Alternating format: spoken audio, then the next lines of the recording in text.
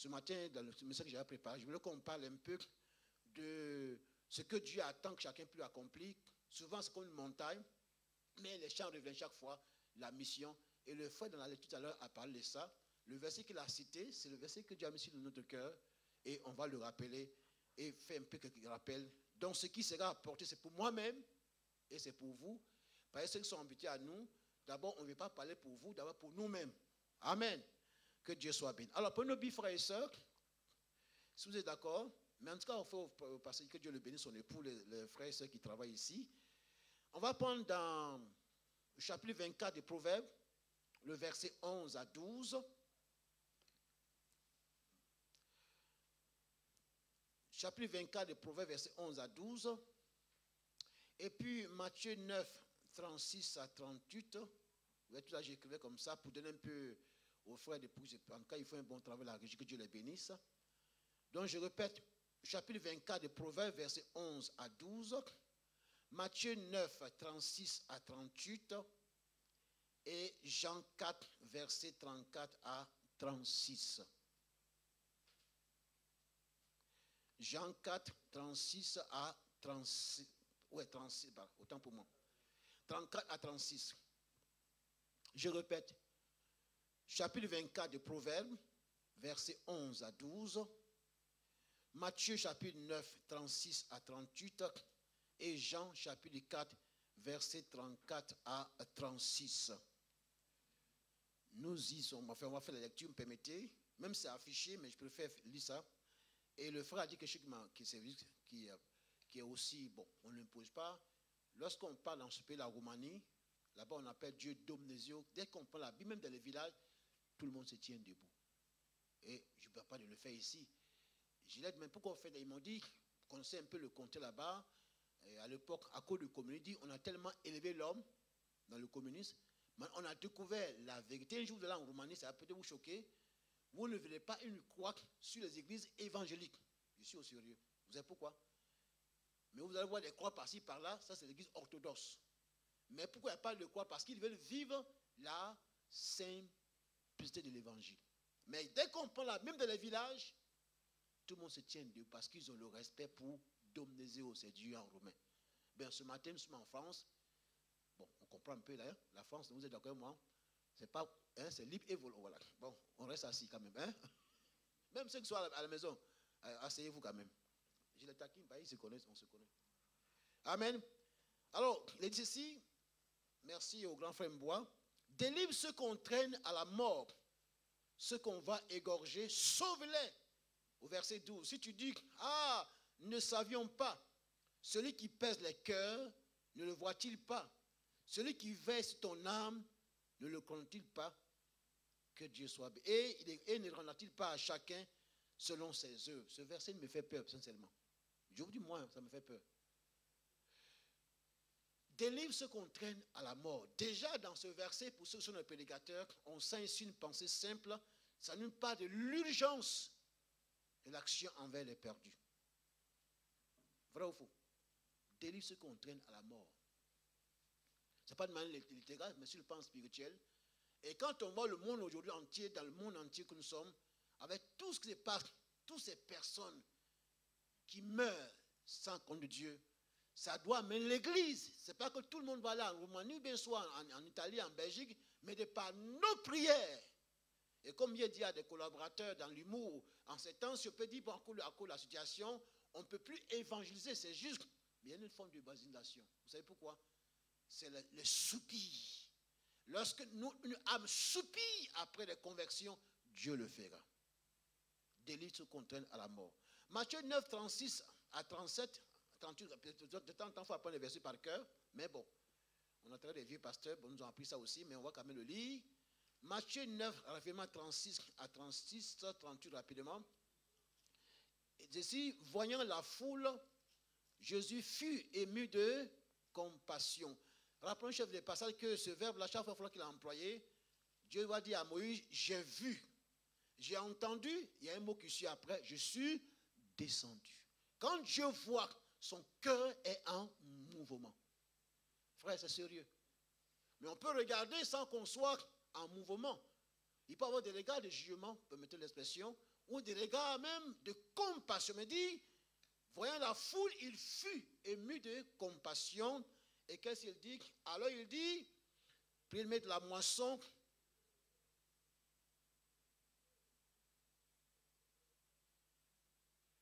Il fut ému de compassion parce qu'elle était là, sans abattre comme des briques qui n'ont pas de berger. Alors il dit à ses disciples, la moisson est grande, mais il y a peu d'ouvriers. Puis il donne le maître de la moisson, hein, j'aime ce verset, afin qu'il n'envoie pas les, mais des ouvriers. Là encore ici, dans ce verset-là, ce qu'on retient, on voit ici que non seulement au premier verset, il est question de l'urgence, mais là ici, il est question du cœur de Dieu qui est en mouvement par rapport à un constat, en voyant la foule. Est-ce que ce matin, une parenthèse, comment est-ce que nous voyons la France, notre pays? Comment est-ce qu'on voit notre village? Comment est-ce qu'on voit nos contemporains? Comment est-ce qu'on voit nos enfants? Comment est-ce qu'on voit nos patrons? La compassion de Dieu doit nous pousser à réagir. Le second texte que nous connaissons, je pense qu'on va y travailler, on va voir les collègues, c'est par rapport à ce qu'on appelle cela comme étant le thème de l'année. Quand on dit un thème de l'année, ce n'est pas forcément pour dire qu'on ne doit plus prêcher, mais c'est pour orienter les messages par rapport à... Et le thème qu'on a choisi par rapport à ce texte-là, c'est lever les yeux. Je résume. Mais dans Jean 4, rapidement, verset 34 à 35, rapidement. Jean chapitre 4, 34 à 35.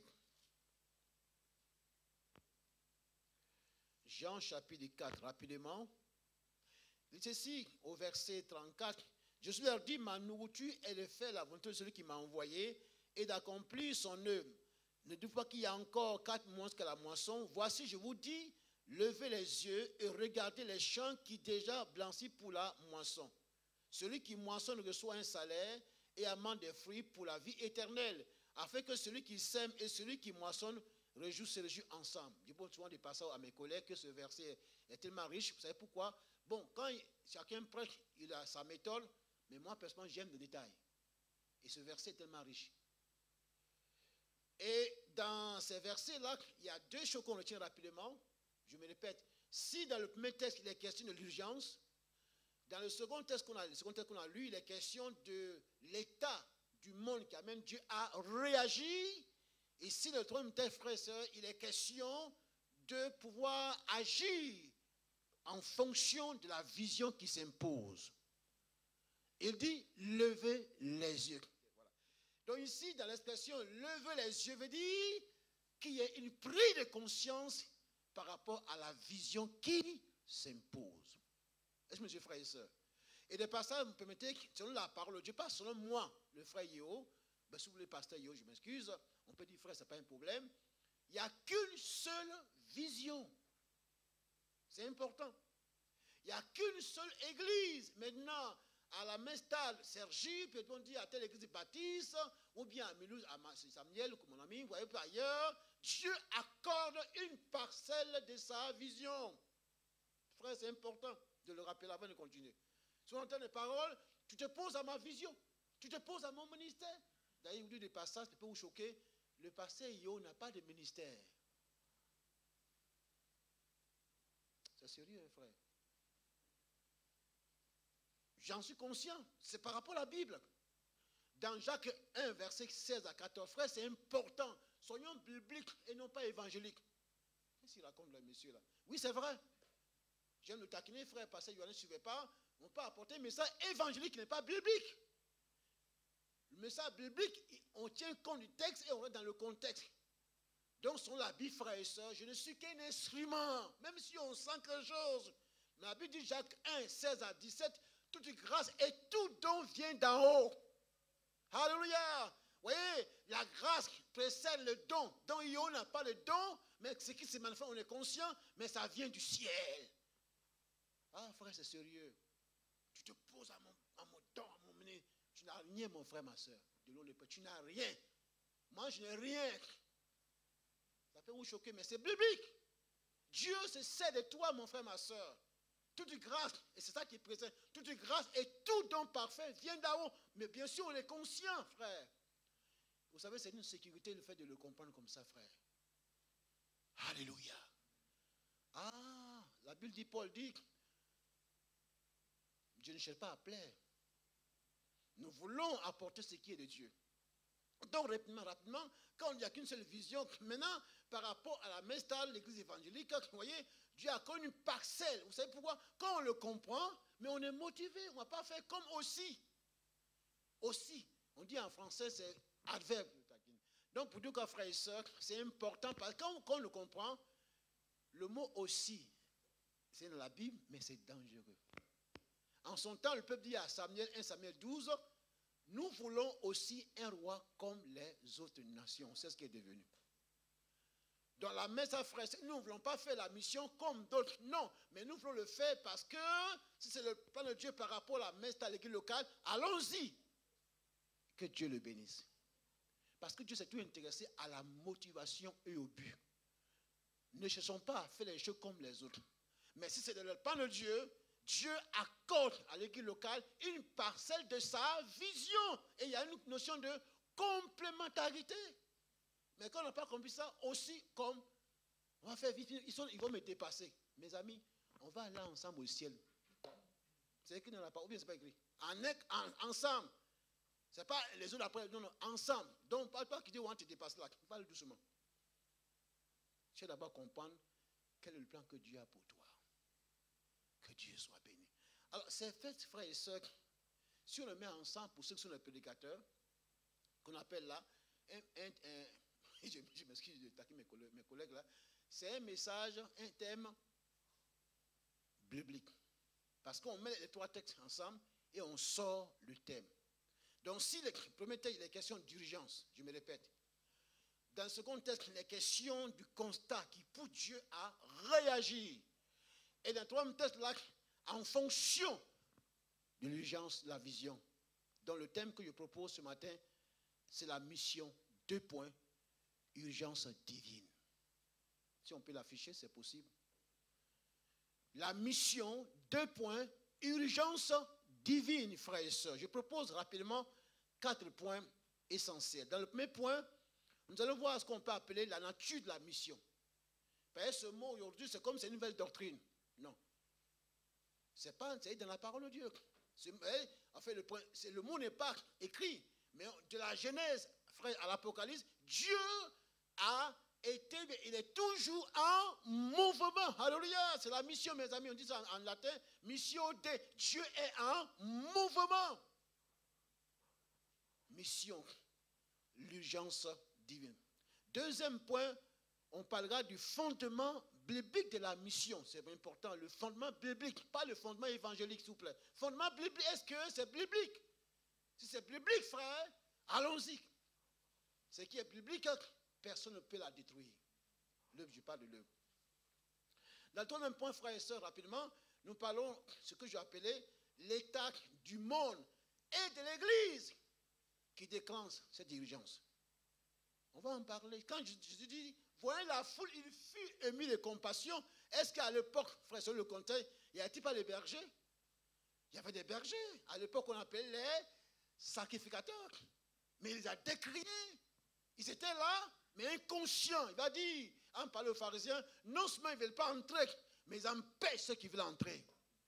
Dans l'état du monde, frère et sœurs, l'état de l'Église, selon la Bible, on verra ça ensemble, va me pousser en tant que prédicateur à comprendre qu'il y a une urgence, frère. Il y a une urgence aujourd'hui, que l'Église comprenne qu'il y a une urgence. Et on n'est pas prophète de passage. Tout ce qu'on voit dans le monde entier, frère, montre que les temps sont proches. Ça peut être dans 50 ans, dans 30 ans. Jésus revient bientôt. Qu'est-ce qu'il dira dans Matthieu 24?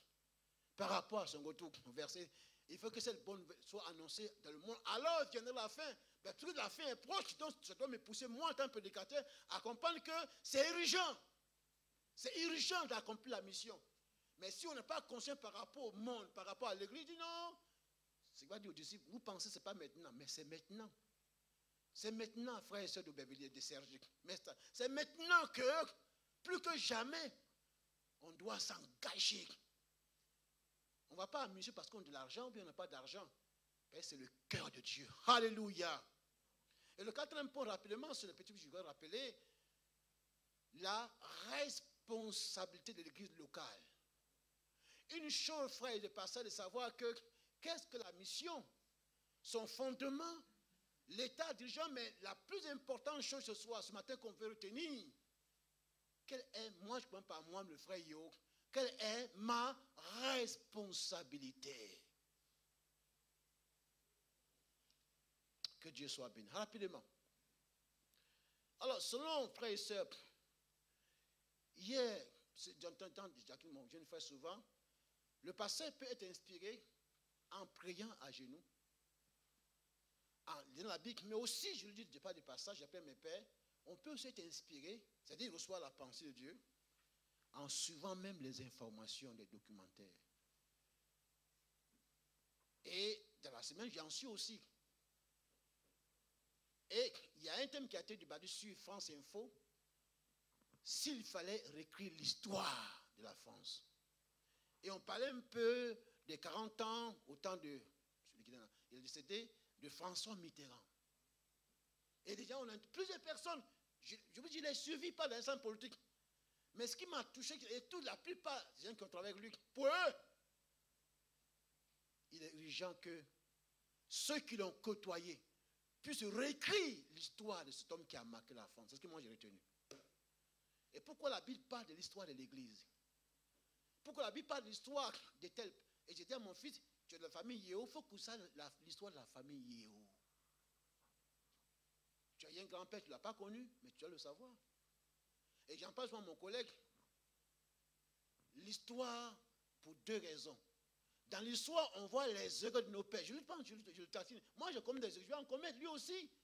Mais dans l'histoire de nos pères, on voit les erreurs et ça nous évite plus d'en commettre. Alléluia. Deuxièmement, dans l'histoire, ça nous permet de pouvoir aborder l'avenir. Un exemple dans la Bible. Vous voyez, au temps de Moïse, il va envoyer 12 espions, vrai ou faux? Pays de Canaan. Mais sur les 12, il y a combien de rapports? Il y a eu 2 semaines qui ont fait un bon rapport. Mais en son temps, Josué, pour aller voir Jéricho, papy, il a envoyé combien? Tu es un prédicateur. Il a envoyé 2. Josué a appris dans l'histoire de son aîné l'erreur qui a été commise. Ce n'est pas Moïse, mais l'histoire a montré, ils sont partis 12, sur les 12 là, il y a eu 2 qui ont fait un bon rapport.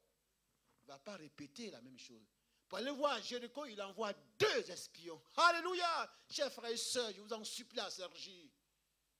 Même ce matin, on s'arrêtait, j'étais béni. Quand on voit la parole de Dieu aujourd'hui, depuis le temps de Jésus, les apôtres, nos pères, on sent, frère, que plus que jamais, les tours se resserrent. Jésus revient bientôt. Et quand on voit le monde, l'État même à l'intérieur, moi je suis dans l'église, il n'y a pas tout va mal. On sent, frère et soeur, que plus que jamais, Jésus en parle. Il parle, c'est, vous voyez, les ouvriers de la dernière heure.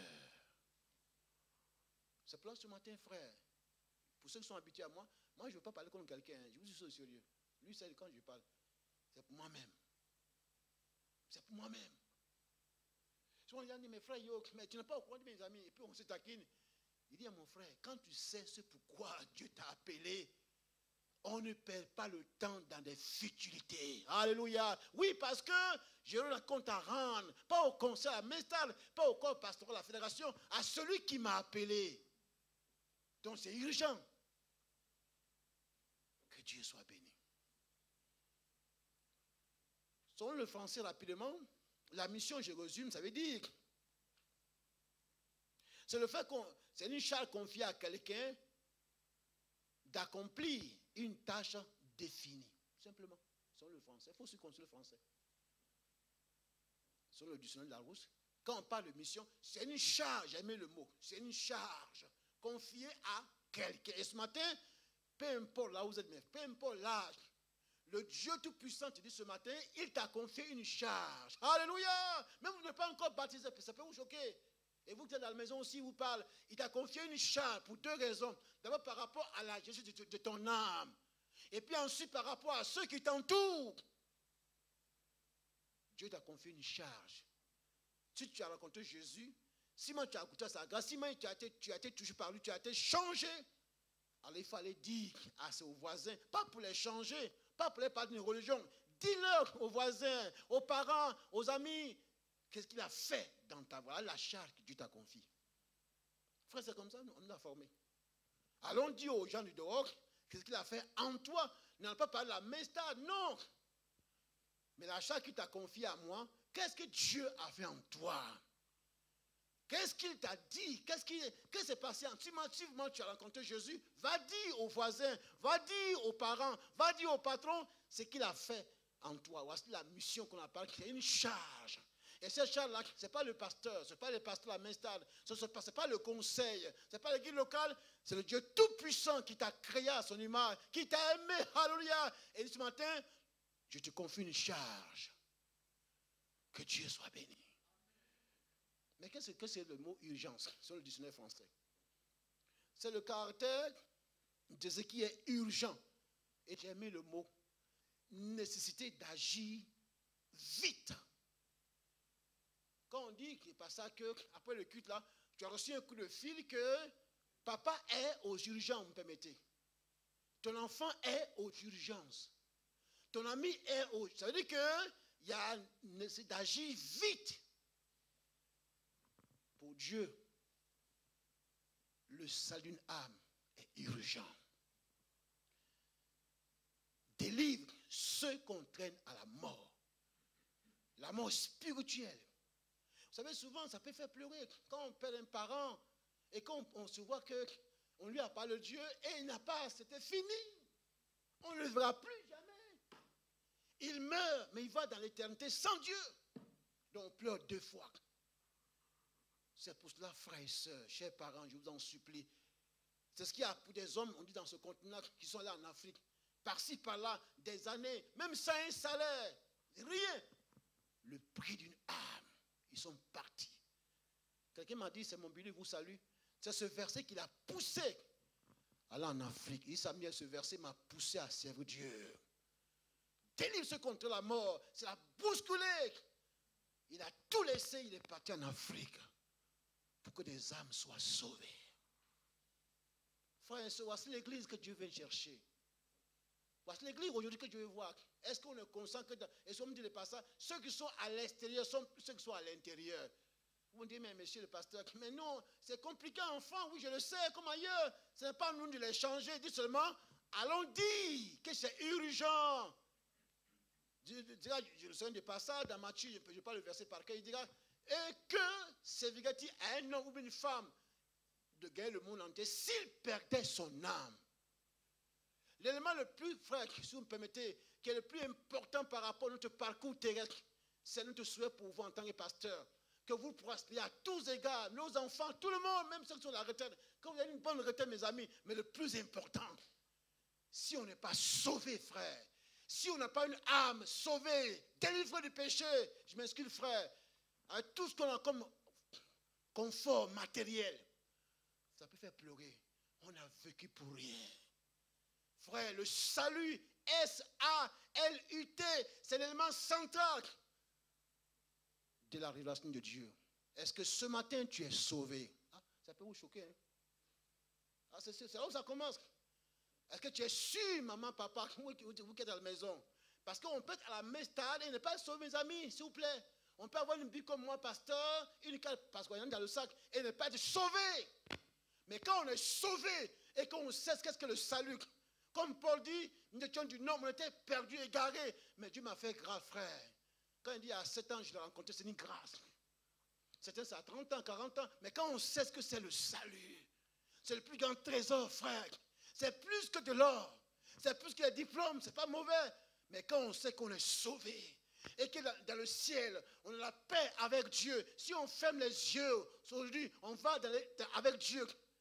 Mais quand on voit des parents qui meurent sans Dieu, quand on voit des amis qui sont tristes, mes amis, la religion nous rend tristes. Mais le salut nous donne de l'espoir. Est-ce que tu es sauvé ce matin? Est-ce que tu es sûr que tu es sauvé? Hier, ce que dit à mon neveu au téléphone, mon petit, mon fils, c'est vrai, tout cela.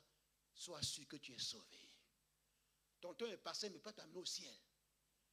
Ce qui sauve, ce n'est pas la religion. Ce qui sauve, ce n'est pas le fait qu'on soit baptisé, pas vous choquer, qu'on soit pasteur. Ce qui sauve, mon frère, ma soeur, est-ce que tu as rencontré Jésus? Et quand on passe par là, le cœur bout parce qu'on se dit, j'ai mon voisin, j'ai ma tante, j'ai mon oncle qui ne connaît pas Dieu. Seigneur, sauve-le, alléluia. Oui, frère, c'est un cri de cœur. n'entend pas ça sur les pupitres, sur les oreilles. Vous serez bénis. Vous serez restaurés. Tout est bloqué. Mais la plus grande bénédiction, frère, s'il vous plaît, c'est le salut. Et mon pasteur me dit, j'en parle à mon jeune frère. Ne finis jamais un message, s'il vous plaît, mes frères. Jamais un message sans parler du salut. On appelle ça un message religieux. Ça nous fait une choix, un démon, frère. Mais quand on parle du message et qu'à la fin on parle de la croix, il va vous sauver. Il va vous délivrer. Ça, Dieu est heureux, frère. Et ce matin, frère, l'église a une urgence. Tout le monde, l'église a une urgence. C'est tous les Français, on ne peut pas les changer. Mais prions, soupirons au Seigneur. Et peut-être que un jour, vous avez supplié de voir quelqu'un comme ça à votre porte. Voisin, il faut que je vous parle. Vous savez pourquoi? À la maison, vous te soupirez. Seigneur, sauve mes voisins. Réveille-toi. Pourtant, on ne peut pas l'évangéliser, mais dans le cœur, en soupirant, Seigneur, sauve mon patron, sauve ma mère, même si elle va en Afrique, frère. Par un songe, alléluia. La personne va savoir qui est Dieu. C'est ça l'église aujourd'hui. Est-ce que nos cœurs soupirent après le salut des âmes? Est-ce que nos cœurs, est-ce que comme dit un ami, je ne vais pas dire son nom, il dit, sa mère, c'est taquine, souvent quand on va la passoire, je rêve, j'aspire que dans ce pays, la France, au nord, au sud, au centre, à l'ouest, c'est un peuple qui aspire au salut des âmes. Aujourd'hui, c'est parce qu'on voit, c'est la compétitivité sur les pupitres. Qui est le meilleur pasteur, la meilleure église, mes amis? On tombe dans le même circuit au temps de Jésus, au temps des pharisiens. À l'époque, les Samaritains avaient adoré Dieu sur une montagne Garizim. Les autres, c'était dans le temple officiel.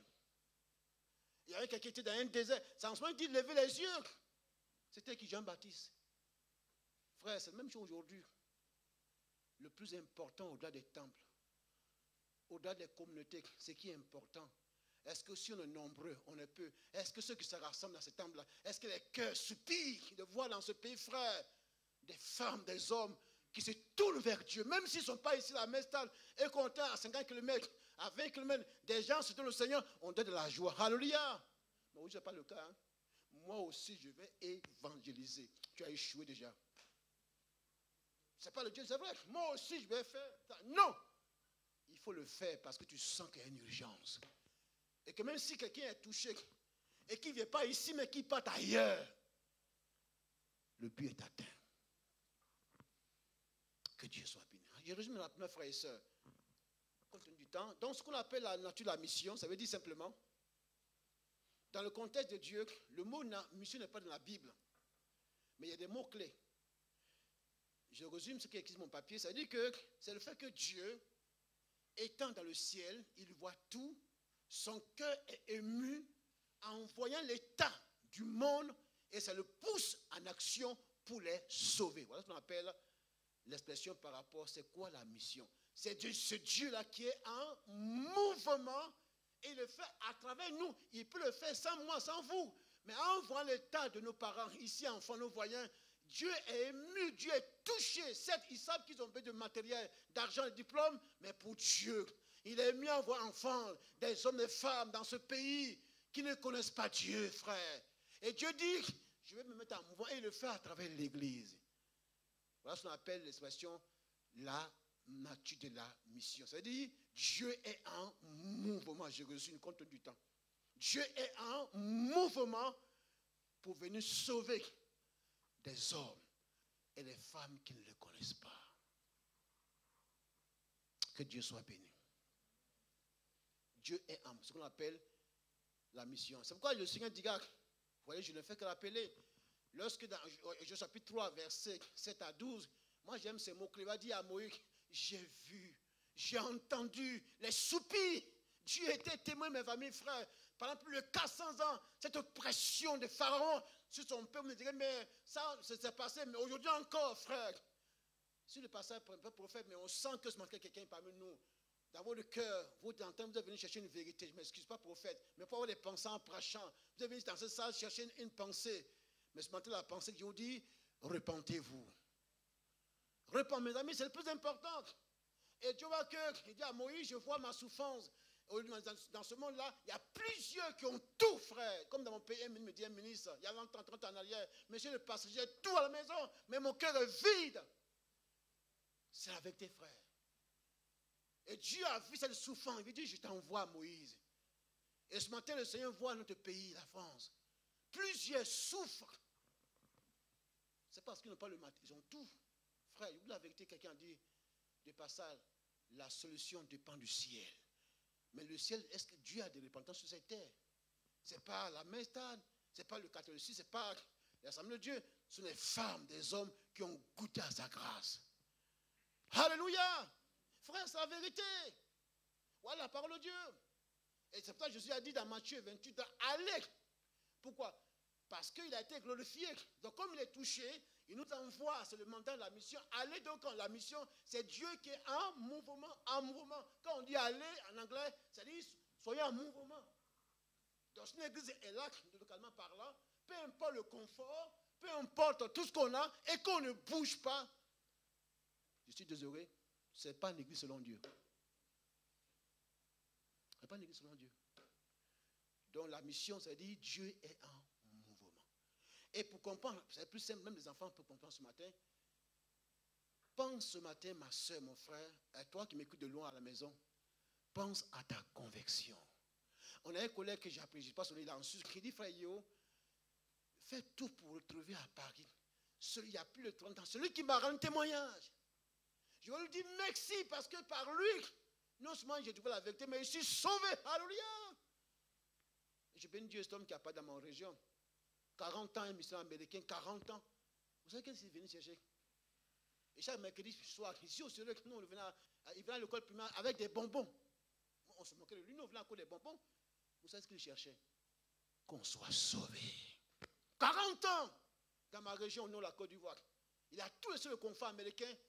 Il est venu par la fin du forêt qui est par là-bas. Il était là, il va dans les villages. Et puis, mais c'est ce qu'il cherchait. Aujourd'hui, beaucoup sont sauvés comme moi, pasteur. Alléluia. Frère, la mission, c'est ça. Allons, frère. Et comme j'aime ce verset-là, Acte 8, verset 44, il dit, verset 4, ceux qui avaient été dispersés, allaient par-ci, par-là, dans l'église missionnaire. C'est ceux qui sont en mouvement. Pas avec une religion, mais avec simplement Jésus, il sauve. Alléluia. Jésus, il guérit. Alléluia. Jésus, il t'aime tel que tu es. C'est ça qu'il veut entendre, mes amis, dans ce pays-là. Les Français sont fatigués, mes amis, du débat religieux. Où est le meilleur pasteur? La meilleure église? Mes amis, le meilleur, c'est là où les cœurs sont en mouvement pour les pécheurs qui meurent. On peut ne pas aller évangéliser, je rappelle. Mais si dans ta maison, tu soupires après mon voisin, après ton patron, Seigneur, réveille-toi, vous allez voir, vous allez voir, Seigneur, supplie. Parce que Dieu s'est révélé à lui. Je résume, voici ce qu'on appelle la mission, c'est Dieu qui est en mouvement. Pour donner des témoignages. Des témoignages qui ont pour des gens aller en Afrique des années sans salaire. Même ici en France, celui qui est venu en 1925, un Anglais appelé nom de John Scott, qui est parti là par la Normandie, avait un français pas aussi bien, et la France a été secouée. Il avait un message simple. Dieu aime les Français. Frère, tu as raison de faire ce rappel, pasteur Yohann. Au lieu de la relève nous attend aujourd'hui. Et ils ne sont plus là, ces pères-là. Vous savez, souvent quand on fait les courses, là où on gagne la victoire, c'est au passage du relais. C'est ce que vous remarquez, c'est là.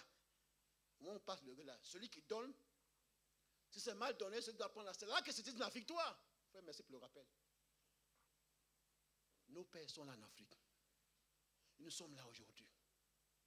Bougeons, frère, avec ce que nous avons. Même les enfants, mes amis, peuvent donner témoignage. Ce n'est pas une affaire des pasteurs.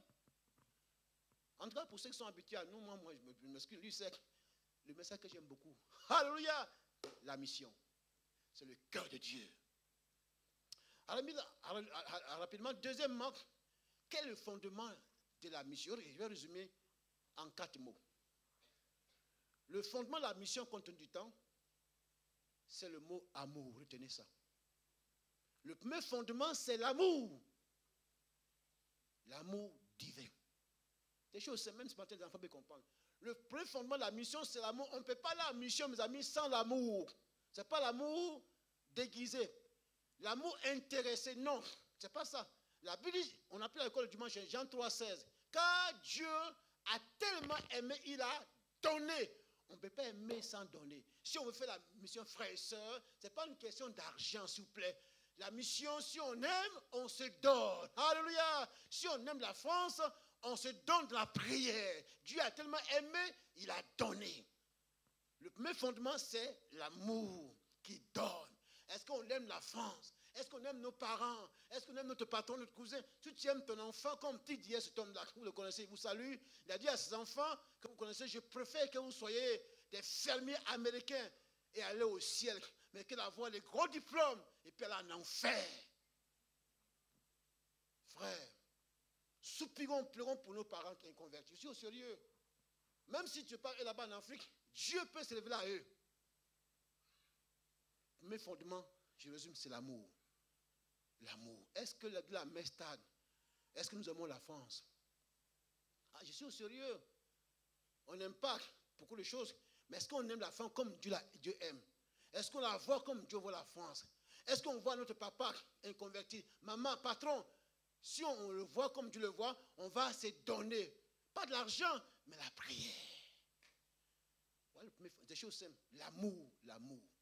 Si tu aimes ton patron, à part d'aujourd'hui, prie pour sa conversion. Deuxième fondement, rapidement, c'est la rédemption. Il a aimé, il a donné son fils unique. Retenez ça, unique. On a plusieurs, on dit comme fils, mais le mot unique dit qu'il n'y a pas un comme lui. Pour résumer, il va dire dans Romains 3, versets 23 à 24, car tous ont péché et ils sont pris la gloire, mais ils sont gratuitement déclarés justes par le moyen de la rédemption. C'est-à-dire que sauver quelqu'un en payant une rançon, pas un prix, s'il vous plaît. Mes collègues qui prêchent. C'est différent. Hein? Le prix est différent de la rançon. Oh. C'est différent sur la Bible. Mais le mot rançon, par rapport au thème hébreu et grec, il y a la notion d'esclavage. On est vendu à un maître. Et comme le frère l'a appelé, le grand frère, le prix n'a pas été payé à Satan, mais à Dieu qui est l'auteur de ta vie. Alléluia. Et dans le Somme 49, frère, David dit, aucun ne peut payer ce grand prix-là. De la mission repose sur ce grand prix a été payé. Pierre dira dans 1 Pierre au chapitre 1, verset 10 à 19, 1 Pierre 1, 10 à 19, que ce n'est pas par de l'or, de l'argent, d'ailleurs c'était pas de l'argent, mes parents sont des pauvres pécheurs, enfin des pauvres paysans au nom de la Côte d'Ivoire. Je n'ai même pas à avoir l'argent. Mais il dit par le sang précieux de Christ, l'agneau sans tache. Alléluia! Donc ce matin, frère, le second fondement de la mission, parce que le prix a été payé. À la croix du Calvaire, dans Jean 19:30, il dit, pour être plus simple, pratique, tout est accompli. Donc ce matin, mon frère, ma soeur, comme le prix a été payé, ce n'est pas d'aller dire aux Français, venez payer quelque chose pour entrer au ciel. Non! Le prix a été déjà payé. Et ce prix, aucun ange, aucun chef religieux, aucun pape, aucun apôtre, prophète ne peut le payer. Ce matin, le prix est déjà payé. Pour ton patron, pour ton oncle, c'est gratuit. Alléluia. Voici le frère qui peut nous pousser. Allez dire aux Français, à nos parents, venez, c'est gratuit. Vous voyez quand on a les pipites là. C'est malheureux. Allez sur les réseaux sociaux, vous allez voir. Et les près de 200 € qu'on paye, c'est pas vrai. 200 €, 300 €, c'est vrai. Ça, c'est pas. Et puis, ils ont à l'appui. Hein. C'est malheureux. Pourquoi on doit la mission? L'amour de Dieu. Deuxièmement, le prix a été payé. C'est simple. Simple comme message à comprendre. Même les enfants, le prix est payé. Il n'y a pas d'argent, rien à payer. Ce n'est pas pèlerinage. Chez nous, quand on vient ici, la messe d'arc, il faut faire 3 jours sans maïs en bois. C'est faux. Même ce matin, de la première fois, Dieu peut vous sauver. Il veut vous sauver. Il peut, mais il veut vous sauver. Il veut vous sauver. De loin, ne plus m'attendre à la maison. Il veut vous sauver. Vous pensez que vous avez tellement péché, rien n'est impossible à Dieu. Parce que le prix a été déjà payé. L'Église doit dire au peuple français, aux parents, venez, c'est gratuit. C'est pour ça qu'on est parti en Roumanie. Troisième fondement, frère, rapidement, compte tenu du temps, rapidement. Troisième fondement, messieurs, frères et sœurs. Amen. Non seulement le prix a été payé, mais le troisième fondement, c'est quoi, vous me suivez, le prédicateur là, je vous taquine. Vous nous reçoivez, je vous taquine. 4, non? L'amour de Dieu, le prix a été payé. C'est l'action du Saint-Esprit. Alléluia. Frère, ce sont des choses simples. Ce n'est pas l'action, mais c'est la personne et l'œuvre du Saint-Esprit. Parce que souvent, c'est faux. Ce n'est pas un feu. Il agit comme du feu, mais n'est pas du feu. Le Saint-Esprit est une personne. Mais il ne vient pas pour te tuer. Dans Jean 16, verset 8 à 10, il dit, quand il viendra, il le convaincra de justice et de péché. Dans le thème grec, mes amis, ce n'est pas de l'orgueil, on a fait le grec. Il va te donner les preuves palpables que tu es du mauvais côté. Voilà la conviction. C'est tout. On peut pleurer. Et quand on se lève, on continue faire ce qu'on peut faire. Mais quand tu es convaincu par le péché, par le Saint-Esprit, il te montre que tu es du mauvais côté. Et ce mauvais côté-là, c'est ce que tu as pratiqué avant de venir ce matin. C'est ta religion. C'est ton raisonnement. Tu penses que le confort, ton salut est dans le matériel. Tu vois que j'ai tout ça, comme ce ministre. Il avait tout, mais il a compris que il est du mauvais côté. Et qu'est-ce qu'il veut choisir? C'est le chemin, la vérité et la vie. Ce n'est pas la méthode, c'est Jésus. Alléluia! Mes amis, voici le rôle qu'on appelle la conviction. Pour ceux qui pensent qu'on dit conviction, il va te frapper. C'est pas ça. Il te montre simplement que tu es du mauvais côté. Et comme un voile. Ah, je ne savais pas. Quel est le bon côté? Ce n'est pas l'église. Ce n'est pas le pasteur. Ce n'est pas le prophète. C'est Jésus. Donc le Saint-Esprit t'amène vers Jésus. Donc ce matin, frère, la mission repose sur l'amour du Père. L'œuvre du Fils, mais le Saint-Esprit vient pour dire, et vous dit simplement, frère, de par ça, ne cherchons pas à convaincre les gens. Laissons-lui, c'est peut-être je suis au sérieux, nous on veut les convaincre, mais toi, depuis on ne te parle, tu ne comprends pas. On va c'est toutes les méthodes d'évangélisation. Quand on finit, on dit, Seigneur, il y a 2 semaines à Aubervilliers, il y a un monsieur, il vient encore tout le temps. Après le qu'il est rentré, je ne dis pas d'où il vient, d'un pays européen. Il dit, j'ai un besoin. Il ne faut pas rejeter. On lui a donné quelque chose, puis on lui a dit, ce dont tu as besoin, au-delà du besoin matériel, c'est Jésus. Vous savez ce qui s'est passé? Il a été touché. Même pas s'il était encore là. Parce qu'on a simplement, on dit, tu as des besoins sur le plan humain, mais le plus grand besoin, c'est Jésus. Et on a prié, il a commencé à pleurer. On ne l'a pas forcé. On l'a dit, nous sommes incapables. J'étais avec des frères, on dit, nous sommes incapables. Mais celui qui est mieux te placer pour te dire que tu es un mauvais état, ce n'est pas nous, c'est le Saint-Esprit. Oh, le Saint-Esprit, il est Dieu, si vous le croyez. Il m'a créé, il sait ce dont ton patron a besoin. Maman, papa, donc laissons au Saint-Esprit qui est Dieu, créateur, de parler à nos enfants, de parler au patron. Mais quand nous voulons tous les méthodes les convaincre, et puis on dit ça n'a pas marché. Oui, ça n'a pas, parce que nous, on n'a pas la part de Dieu.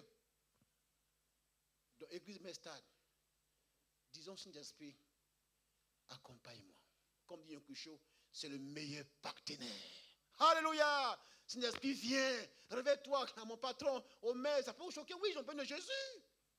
Ce n'est pas la politique. Seigneur, réveille-toi à mon patron, à mon président, au maire, au député, et vous serez surpris. Comme dans ce pays, frère, s'il vous plaît, il y a des personnes qui ne font pas mis pied ici, mais à la maison, ils sont changés, ils sont touchés, ils aiment Dieu, ils louent Dieu. On appelle ça des disciples cachés. Frère, voilà ce qui a fait la force de l'Église. Un message simple. Simple qu'on pourrait prêcher dans le monde entier, les parents, au village, par-ci, par-là. Et ça qui fait l'Église a été une forme. Aujourd'hui, on complique tout. Vous savez pourquoi? Quand je te vois, le Seigneur me montre que. C'est toujours Dieu va montrer. Quand il te voit, tonton me voit. Quand il te voit, le Seigneur m'a dit que quand il te voit, ce n'est pas ça la mission. La mission veut dire quand je te vois, Dieu t'aime. Alléluia. Quand il te voit, je n'ai rien. Alléluia. Comme monsieur après je passais à quoi je dis, ce que j'ai, je te le donne. Puis il n'avait rien au boîtier, devant le boîtier. Ce que j'ai, qu'est-ce que l'église a? C'est l'amour de Dieu. Qu'est-ce qu'on a quand il te voit? Je n'ai rien. Mais c'est simplement que quelqu'un a payé un grand prix pour toi. Quand il te voit, je ne peux pas te changer, mais il te confie au Saint-Esprit. Il compte ton besoin. Voilà, mes amis, la meilleure manière d'évangéliser, c'est tellement simple. Alléluia.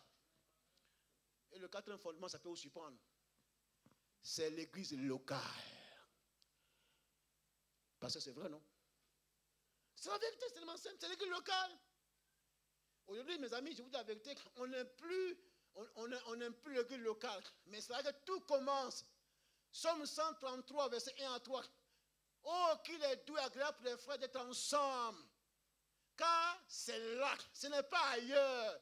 Et la parabole du fils prodigue, lorsque vous voyez, ce brigand a été touché, oui, on l'a mis, il a pris, il l'a amené à l'hôtellerie. Dans l'hôtellerie, il y a deux choses. Il a été, ses plaies ont été soignées.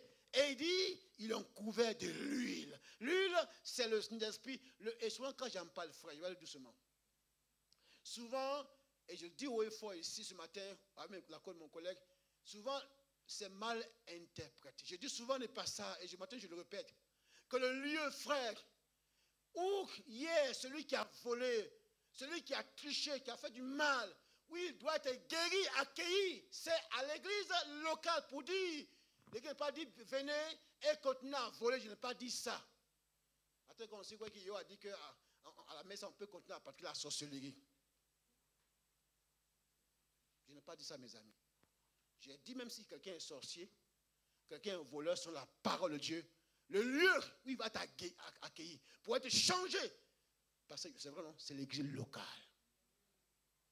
Est-ce qu'elle joue son rôle aujourd'hui? Quand elle devient un ghetto, toi tu rentres. Non, toi tu ne vas pas entrer ici. C'est pas vrai. Mais quand on loue, on a chez nous là, on dit chez nous là-bas, il y a enseignement. Oh, il y a la parole de Dieu. C'est bien.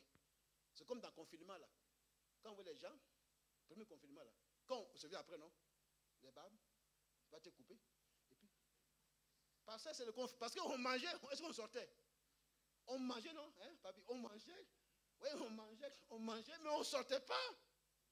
C'est le sang de l'église locale qui est nourri. Il y a tout. Il y a la puissance de Dieu, il y a la louange, la communion, mais on ne sort pas. Ça devient un ghetto, d'après mon ami Samuel. On va nous s'entretuer. Mais quand l'église est en mouvement, avec l'amour de Dieu, alléluia, avec le prix payé, avec la de Dieu, l'église est bénie, frère, c'est la vérité. L'église locale, c'est le lieu, et j'insiste ce matin, je ne parle pas du bâtiment, c'est vous et moi, le lieu où dans ce quartier-là, où quelqu'un m'a dit, je suis entré ici, je me suis senti chez moi, c'est ici. C'est la vérité. Bon, on parle plus de ça, on dit non, moi, pour vérifier, et ça, on ne te voit pas, hein. Non, moi, j'ai pris, et puis il dit quoi? C'est pas le langage, et pasteur, c'est quoi? On ne prie pas, on dit, je fais mon culte là. Tu peux prier à la synagogue, ou bien ailleurs. On dit, je fais mon culte à Cergy, où il y a des frères et des sœurs, où il y a des ministères, des responsables. Voici le lieu. Frère, je suis au sérieux, les 4 fondements. S'il n'y a pas ça, ce n'est pas la mission. On gagne les gens, et puis on fait que sur Internet, et la communauté fraternelle, et la Sainte-Seine. Il y a des gens qui sont abonnés à ça. Ah, mes frères qui sont à la maison, je vous taquine, hein. Il y a longtemps qu'on vous a vu, hein. Revenez quand même un peu. Hein, je m'adresse à vous. On ne vous a pas vu, hein. On n'a pas fait. Revenez quand même un peu, la Sainte-Seine là. Ça vous manque un peu à la maison, revenez quand même. Alors, on se comprend. On n'est pas parce qu'on hein. Vous êtes d'accord, non? On a envie de les voir, non? Amen? Voilà, c'est la famille. Hein. Donc, on fait que sur Internet. On fait que sur Zoom. Et la communauté fraternelle. Le fait, mes amis, quand on se voit, on est content. Bon, je ne suis pas fâché contre eux. Mais c'est pour montrer l'importance de l'église locale. C'est là où ça commence. M. Yehou doit vous dire où il a connu Jésus. Où il a été baptisé. Non. Oui, c'est important. Ou quand on dit appel là, c'est là que ça a commencé à l'église locale. Oui, je suis marié, l'église locale. Mais aujourd'hui, c'est négligé. Non. Les quatre vont ensemble. L'amour de Dieu, l'œuvre du Fils, l'Esprit, mais l'église locale. Alléluia. Aimons l'église locale de Cergy. Vous pensez que c'est encore le même visage là. Il n'y a pas l'amour ici. Un papa m'a dit, mon papa Kwasi, il dit avant, quand tu veux quitter l'église là, avant de partir là, regarde le ciel. C'est même couleur. Là où tu vas là, c'est les mêmes têtes, les mêmes personnes. Alléluia. Amen. Alors, troisième point, je résume l'état du monde et de l'église. Doit nous pousser à la mission. Sincèrement, je vous donne 2 versets. Dans Matthieu 24, verset 11 à 13, ce verset, moi, m'interpelle. Il est dit, et parce que l'iniquité va s'accroître, l'amour du plus grand homme va se refroidir. Il y a une différence entre le péché et l'iniquité. Ce n'est pas qu'il y a péché. La Bible, si quelqu'un a péché, 1 Jean chapitre 1, verset 9, nous avons une avocat. Mais quand on parle d'iniquité, ça devient un état. Et aujourd'hui, c'est ce qu'on voit aujourd'hui. On appelle le bien, enfin le mal, là, on dit c'est bien, c'est pas vrai. Pour renverser, c'est ça. Donc ça devient un état. Ça ne fait ni chaud ni froid. Ça donne une poussée à dire que ça, c'est urgent. L'autre verset, c'est dans 2 Timothée 4, verset 2 Timothée chapitre 4, verset 1 à 5. Paul dit à Timothée ça qui est dans le dernier jour. Vous connaissez le verset? Il y aura un temps des temps difficiles. Et puis il dit, il se donnerait une foule de... Ça m'a dit ça à nous. Hein, une foule de docteurs ayant la démangeation d'entendre des choses agréables. Ils se détournent l'oreille de la vérité, c'est écrit. Mais j'aime la fin du verset. Mais dit à Timothée, toi, remplis bien ton ministère. C'est un français. C'est dit dans le thème grec. Attache-toi au service que tu as reçu. Mais dis-toi, Timothée, même ce mot, quand on dit toi, on peut en parler des pasteurs. Toi, c'est encore profond. Toi, c'est toi, Yo, c'est pas Yohanné. Yohanné, c'est toi. Anan, c'est toi. Toi, Timothée, sois différent. Pour dire quoi? Remplis bien ton ministère. Quel ministère? C'est la mission. Donc, si on voit l'église, le monde par rapport à ce monde aujourd'hui, on n'a même pas besoin d'être prophète. On sent que mes amis, dans le monde entier, vrai ou faux, mes amis, les choses vont de mal en pire. C'est pas ça que vous parlez le bon français, là. Ça se dégrade. C'est un signe qu'on doit doubler.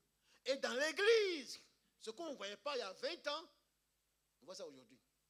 Les titres, apôtre des nations. Pasteur principal puissamment. C'est comme ça de mon pays là-bas. C'est comme ça de là-bas en Côte d'Ivoire. Quand on dit, il vient de loin. J'étais à des passages, une fois me présentait.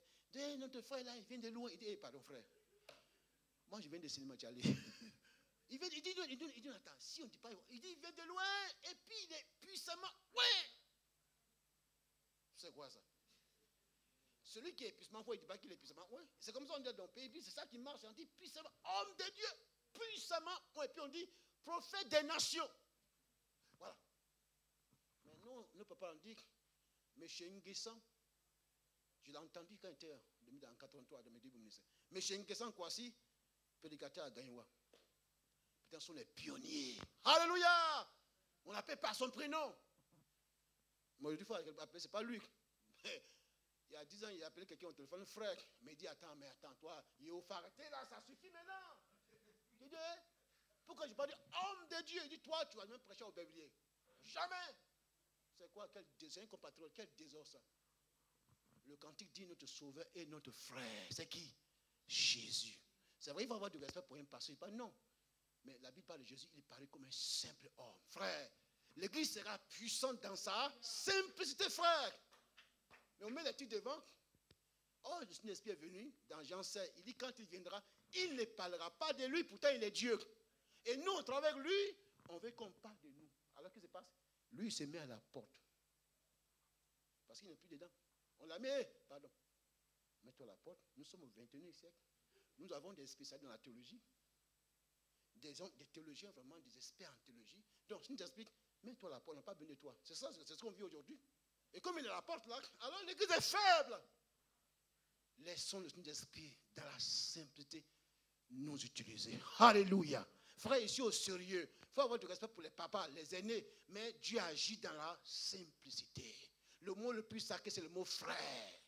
Le frère Yohanné, le frère, qu'est-ce qu'il fait? Il est pasteur. C'est écrit dans la parole de Dieu. L'état du monde et l'église doivent nous pousser à la mission. Ce que disent frère, tout le monde le voit dans le monde entier aujourd'hui. Et surtout par rapport à l'église. Ce qu'on ne voyait pas, quand on voit ça, que c'est la porte. Mais il a dit avant qu'il ne vienne, cette bonne nouvelle sera annoncée dans le monde entier. C'est pour ça qu'on doit se dépêcher, frère. Amen. Le dernier point rapidement, quelle est notre responsabilité? Je résume en 4 mots. La première chose que Dieu attend de moi, frère, je ne prends pas moi-même, en 4 mots pour être plus simple, c'est l'obéissance. Ce que Dieu attend du frère Yo, du pasteur Yo, par rapport à cette urgence, je vous dis, hein, c'est l'obéissance. C'est très simple. La Bible dit, 1 Samuel 15, 22, l'obéissance vaut mieux que les sacrifices. C'est très simple. J'ai appris que ce matin avec vous que la mission c'est important. Dieu est en mouvement, c'est urgent. Mais ce qu'il attend de moi, je ne prends pas moi, c'est obéir. C'est obéir, ça dit que je peux entendre, et ce matin, c'était bon, il a beaucoup parlé. Et à la fin, quand on va quitter le culte là, qu'est-ce que tu as retenu? comme dit dans l'enseignement, le courant, quand on donne chacun, ça me dit, frère, quand on donne cours là, sur Global, je veux qu'à la fin du cours, vous lui partagez quelque chose de concret. C'est la méthode de Jésus. Ce matin, même si on a tout oublié, même les enfants, tout le monde, à la messe, pasteur, papa, ancien, tout le monde, ce que Dieu attend de nous, par rapport à cette gens, c'est l'obéissance. C'est-à-dire quoi? Il faut te mettre en mouvement. Va vers ce que tu as. Moi, j'aimais le verset dans Josué 6, verset 5. La Bible dit, Josué 6, 5, quand la mur va s'écrouler, chacun marchera devant soi. L'obéissance. Frère, on a plusieurs. Il ne faut pas chercher à faire comme le pasteur Johan, toi te détruire. Fais comme ce qu'il y a dans ton cœur. Si tu dois prier même une minute, c'est déjà bon, c'est bon. Il ne faut pas faire comme l'autre.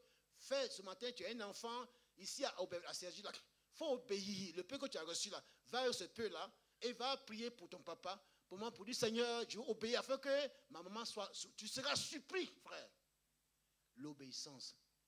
Le deuxième mot qu'il nous faut, notre responsabilité, c'est l'engagement. Parce qu'on peut obéir sans être engagé, c'est au sérieux. L'engagement nous parle de ce qui est au fond du cœur, une ferme résolution. Alléluia. Comme dans Job, plus ce verset, à terre, résolution répondra le succès. Quand on est résolu, parce qu'on sait qu'il y a une urgence. Seigneur, je ne vais pas faire comme le pasteur, comme les autres, mais c'est parce que j'ai entendu là, même je sais que de ma famille, même chez moi aussi, il y a encore des inconvertis. Et Seigneur, je ne veux pas qu'ils ferment les yeux sans aller chez toi au ciel. Donc Seigneur, ce matin-là, je vais commencer à prier pour mes parents. Même si c'est une minute. Et puis tu prends dans ton cœur la ferme résolution. Seigneur, je ne veux pas que mes parents meurent sans te connaître. Je ne veux pas que mon patron... C'est comme ça, mais dans ton cœur, quand tu es résolu, Dieu aime ça. Amen. La résolution, ça nous parle de l'engagement. Quand l'église est déterminée, on nous a empêchés dans chapitre 4. Pierre dit, devant le Seigneur, il vaut mieux obéir à Dieu plutôt qu'aux hommes. Amen. Troisième mot qu'il nous faut, il faut l'obéissance, il faut l'engagement. Mais le troisième mot, c'est il faut investir. Il ne parle pas d'argent. Dans le mot investir, c'est-à-dire qu'il faut maintenant s'impliquer totalement. Investir. Il faut maintenant s'impliquer. Il faut un investissement. Quand on dit qu'on a investi dans la bourse, dans l'assurance, parce qu'on veut gagner ça, non? Pas ma soeur. Vous qui faites des choses là. Hein? Il y a les financiers là. Parce qu'on prépare retraite pour qu'à la fin, on ait une bonne. Donc, on va investir. C'est pas ça? Vous savez de quoi je parle? On va investir pour qu'on ait une bonne retraite. C'est de ça que Jésus parle. Il dit, amassez-vous des trésors là-haut. Ce n'est pas l'argent. Quand tu investis dans la prière, dans les soupirs pour une âme qui est sauvée, alléluia, c'est un investissement pour le royaume des cieux, gloire à Dieu. Donc, ce que Dieu attend de moi, votre frère Yého, non seulement l'obéissance, frère, s'il vous plaît, non seulement l'engagement, mais un investissement. Et ça, Pierre dit dans 1 Pierre 4, verset 10, 1 Pierre 4, 10, verset 10, que chacun de vous mette au service des autres le don qu'il a reçu. Qu'as-tu reçu? Qu'as-tu que tu n'aies reçu de la Bible? Alors ce matin, tu es content que tu as sauvé. J'insiste, tu es sauvé comme moi. Mais quelqu'un s'est investi dans ton salut, frère pasteur, c'est vrai, non? C'est la vérité. Demandons, vous voyez, il y a un frère qui a obéi, vous le connaissez, il s'appelle le frère Canlé. Je tiens une fois de le témoignage. En 2001, nous avons fait cette voie, il parle de tonton Bois. Ce frère est venu au fond de la salle, je m'excuse. Hé, maman, Otro, ça va? C'est vrai, il n'y a pas camarade derrière, mais je vous vois, mais tu es Michel. Mais tu te recueilles, bien tu. Elle fait comme ça. Il ne faut pas dormir, il faut prier pour nous. Amen. Je l'attaque. Alors, ce frère est venu au culte là, en 2001. Comme je dis souvent, vous qui prêchez, mes collègues là, quand vous prêchez, il faut regarder comme ça. Puis il y a des gens qui se recueillent, puis tu entends. Ils sont au troisième CD, ils sont fatigués. Donc quand tu vois ça, maintenant il faut qu'on cherche à atterrir. Parce que le vol était trop long. Amen. Donc on va bientôt atterrir. Hein? Alors, qu'est-ce qui s'est passé? J'ai parlé de quoi? Je fais exprès pour. Non, je fais exprès pour voir si vous suivez. Parce que certains sont déjà en train de calculer. Attends, fais vite là, on a mis. Ouais, on va aller manger là-bas. Là. Donc il a dit ce matin que. Oui, il est parti là. Hey. Il dit qu'il y avait un restaurant, mais on n'a pas fait et puis il est parti. Amen. Rapidement. Monsieur frère, donc il est venu une fois. Deuxième fois, même place. J'ai dit, ah, le français, là, quand il fait comme ça, c'est qu'il dit, ça, c'est sérieux. À la fin, il me dit, c'est vous le pasteur? Il dit oui. Je n'ai pas dit, c'est moi, homme de Dieu. Il dit, c'est moi le frère. Il dit, Dieu est ici, je veux une Bible. En 2001, c'est vrai, le frère, il est aujourd'hui là, à l'église. Il a trouvé Dieu. Il a trouvé le salut. Amen. Il a trouvé femme. Il a trouvé 3 enfants. Et aujourd'hui, il a trouvé la retraite quand on voit qu'on est là. Une bonne retraite. Pour dire quoi? Mais ce qui m'a touché, il m'a dit, il n'y a pas longtemps, pasteur, mission là, on va s'investir. Parce que je sais où Dieu m'a retiré. Ce matin, pense là où tu étais, maman, mon frère. Quelqu'un s'est investi pour que toi, tu sois sauvé. C'est pas vrai, pasteur Yohanné? Quelqu'un s'est investi. Donc, quand on compense un frère, vous voyez, comme mission là, c'est pas une affaire de dire que je n'ai pas d'argent. Ce n'est pas affaire d'argent. Quand tu compenses ça, Seigneur, aide-moi à m'investir dans la prière, au chaud pour que mon papa, là, de loin, maman, mon patron soit sauvé. Alléluia. Investissement. Le 4e mot pour terminer. La persévérance. Il faut l'obéissance. Il faut l'engagement. Il faut s'investir. Et l'Église doit s'investir en prière, en tout, et même sur le plan financier, mes amis, c'est la vérité. Quand Dieu bénit tout ce qu'on a donné. Mais c'est que âme soit souvent en Roumanie, c'est même ce qu'on n'a pas donné. On s'est investi, mais ce n'est pas fini. Mais il faut la persévérance. Dans la persévérance, il y a 2 choses. C'est pourquoi? À cause du parcours qui ne sera pas facile. Et deuxième sens de la persévérance, à cause des épreuves. Parce qu'il y a l'ennemi de la mission, il ne va pas te lâcher. Il sait que dans Luc 15, verset 8, Jésus dit, Luc 15, 8, dans le ciel, il y a, auprès des anges, il y a une grande joie. Lorsque sur la terre, un seul pécheur se repent. Et Dieu est heureux quand une âme se convertit. C'est un trésor et Satan le sait. Il ne va pas te lâcher. C'est pour ça qu'il faut persévérer. Et pense à toi quand on vient te voir par première fois. C'est pas vrai? On les a insultés, non? Hey, quittez là-bas, vous les faux chrétiens, là. Quittez là-bas. C'est pas ça? Ils sont encore revenus. C'est pas vrai? La personne est venue vers toi, non? Et aujourd'hui, tu es sauvé. Donc souvent on dit, hey, pasteur, on est parti, et puis j'ai insulté. Il y avait m'a dit il n'y a pas longtemps, par le confinement là, hey, une 12 années, je ne sais pas où. Pasteur, ils ont mis sur les réseaux sociaux que notre église est une secte. Il faut qu'on réponde. Mon frère, où est ton problème?